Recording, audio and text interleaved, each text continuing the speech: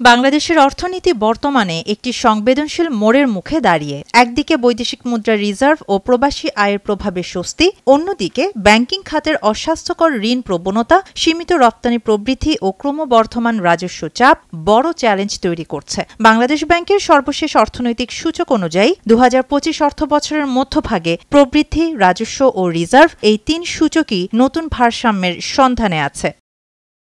২০২৫ সালের সেপ্টেম্বর শেষে বৈদেশিক মুদ্রার রিজার্ভ দাঁড়িয়েছে প্রায় $৩১.৯ বিলিয়ন। BPM-৬ মানদণ্ডে এটি প্রায় $২৭ বিলিয়ন, যা গত বছরের তুলনায় সামান্য বৃদ্ধি। প্রবাসী আয় বেড়ে হয়েছে $৩০.৩৩ বিলিয়ন, অর্থাৎ প্রায় ২৭% প্রবৃদ্ধি। বিশেষজ্ঞদের মতে রেমিটেন্স এখন অর্থনীতির লাইফলাইন। তবে আমদানি ব্যয় ও বৈদেশিক ঋণ পরিশোধের চাপ ভবিষ্যতে রিজার্ভে নতুন সংকট আনতে পারে। রপ্তানি আয় বেড়ে $৪৩.৯৫ বিলিয়ন হলেও আমদানি ছুঁয়েছে $৬৮ বিলিয়ন ঘর। তৈরি পোশাক খাতেই রপ্তানির প্রায় ৮০% নির্ভরতা, যা বৈচিত্র্যহীন ও ঝুঁকিপূর্ণ বলে মনে করছেন অর্থনীতিবিদরা। বৈশ্বিক বাজারে চাহিদা কমে যাওয়ায় রপ্তানিকারকদের লাভের মার্জিনও সংকুচিত।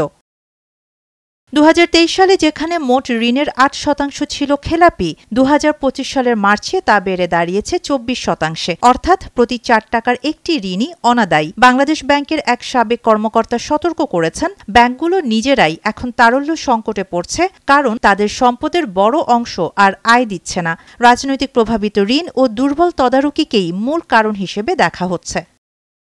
এনবিআরের তথ্য অনুযায়ী চলতি অর্থবছরে রাজস্ব আদায় বেড়েছে মাত্র 2%। জাতীয় সঞ্চয়পত্র বিক্রিও নেতিবাচক, যা দেখায় জনগণ নতুন বিনিয়োগে আগ্রহ হারাচ্ছে। মূল্যস্ফীতি সামান্য কমে 9.4% এলেও খাদ্য ও জ্বালানি খাতে চাপ রয়ে গেছে। জিডিপি প্রবৃদ্ধি কমে এসেছে 3.9%, যা মহামারী পরবর্তী সময়ের তুলনায় উল্লেখযোগ্য পতন।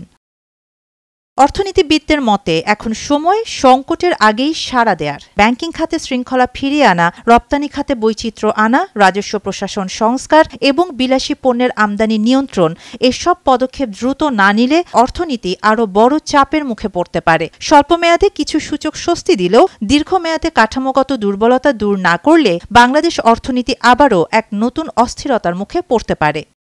শাহানা জাহান, নয়াদিগন্ত।